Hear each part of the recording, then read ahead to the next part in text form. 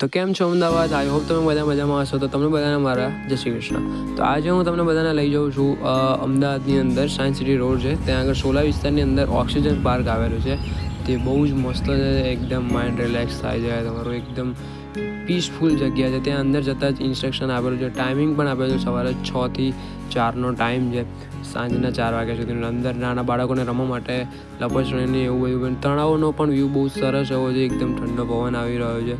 અને અત્યારે હાલ હું નરસોમાં વધારે વિઝિટ કરવા માટે નીકળી ગયા છે. અંદર જતાં જ રસ્તામાં ઊભા રહ્યા અને ભાઈ અમારા ફોટોશૂટ ચાલી રહ્યું છે, થોડું ઘણું ફોટો પાડી રહ્યા છે અમારા શ્રવણભાઈ.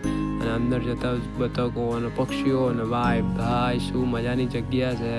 તમારું માઇન્ડ અહીંયા આવતા જ એકદમ શાંત થઈ જશે. તમે બધા મિત્રો સાથે અહીંયા આવીને સંગીતનો પણ આનંદ માણી શકો છો.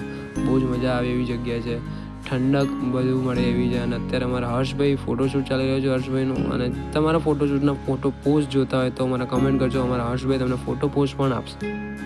તો ચલો આગળ વધીએ, આગળ જોઈએ. અને આગળ છેક સુધી આખા ઝાડવા ગ્રીનરી છે. અને ભાઈ શું મજા આવે છે, ઠંડકનો અમે આનંદ માણી રહ્યા છીએ.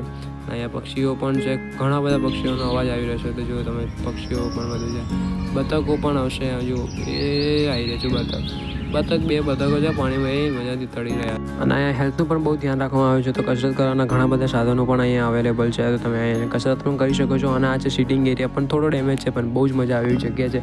આઈ હોપ તમને આ વિડીયો ગમ્યો હશે. બને એટલા લોકો સુધી શેર કરજો, એક વખત ચોક્કસથી અહીંયા વિઝિટ કરજો અને લાઇક કમેન્ટ શેર કરવાનું ભૂલતા નહીં. જય શ્રી કૃષ્ણ.